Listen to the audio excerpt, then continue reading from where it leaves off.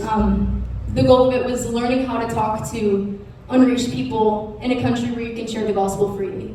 And so Norway is a Christian country, even though most people are atheists, they don't really believe in God. But like on paper, Norway is a Christian country. And so they have all these refugee camps like all over the country where people from the Middle East like actually come and move, like fleeing war. And so there's a lot of people from Sudan, there's a lot of people from the Congo, there's a lot of people from Syria, from Somalia, and really dangerous areas of the world that flee to Norway, and now like they're living here. And since they don't speak the language or anything like that, they all live in like these refugee camps, just to like survive. And so part of our training was to go to these camps and like learn how to share the gospel with like people that are very like zealously Muslim, in a place where it's like we're actually free to do that. And so I got to spend quite a bit of time with a family of Somalis, which, if you guys know anything about Somalia, it's one of the most dangerous places in the world to be a Christian. Like they murder Christians on the streets. Like there's a saying like in Somali culture, like to be Somali is to be Muslim. Like it's very intertwined in their culture.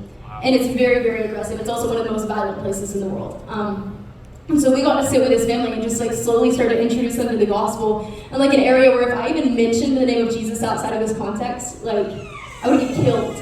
If like I saw them just 6 months ago and I tried to share the gospel with them, and then all of a sudden it's like I'm able to share it freely, and like they're actually being touched by Jesus, you know, in an area where otherwise like they wouldn't even like open their ears to listen, because even them hearing about Jesus is targets for them, you know. And so that's a little bit of what we did. And there's one testimony that I want to share about an Afghan girl that I met when I was there. Her name is Haida, and she's 17 years old, and we hosted a night for some of like the teenage girls while we were there, because a lot of these girls, it's like, you know, they just have a lot of brokenness with femininity, especially like being from a Muslim country. They're very, you know, they're often targets. Like young girls, like they don't get education in the places that they live. And so we were like, we just felt from the Lord, like we need to actually like treat these girls like royalty for a night. Like we need them to know that they're loved by God and they're loved by us. And so we let them like dance, like dress up all fancy. We had like a dance party, and like we cooked dinner for them really nice. And then at the end of it, my friend Amira was sharing her testimony, and she's actually Pakistani,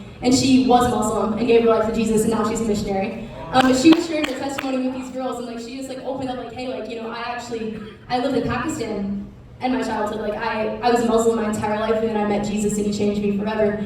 And like she was just saying to them like it's so real, like I just want you guys to experience it. So she just told them the gospel. And Haida like started like crying, and she was like, someone came and touched my heart, like over and over and over, like someone came and touched my heart. And it was just like crazy, like there's no way, like this stuff is actually happening. Like God is so jealous for his bride everywhere. And so anyways, that's a little bit of what I was doing. And in the future, I mentioned to you guys a little bit, like I want to be in missions forever. I'm actually planning to go long-term to Indonesia as soon as like the door like is open and like God gives me the green light to do it. But Indonesia is the Muslim capital of the world. There's more Muslims living in Indonesia than in any other country on earth. But the difference between Indonesia versus going to the Middle East or going to Central Asia, going to Kazakhstan or Tajikistan or Afghanistan or anywhere like that is they have freedom of religion. Like it's not illegal to convert someone in Indonesia. And there's actually a movement going on in young people right now in Indonesia where young people are starting to reject the faith of their parents.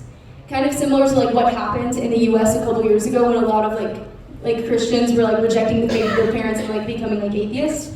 The same thing is happening in Indonesia, but because like spirituality is like very embedded in their culture. So pretty much what they're saying is like Islam is wrong. I don't believe what my parents believe, but they're actually searching for a greater truth. And they're hungry for the gospel. And so anyways, that's the dream moving forward. But yeah, just moving on to a little bit of like the need of this. Because I know before I ever got involved in missions, I didn't even know that it was like something that was needed.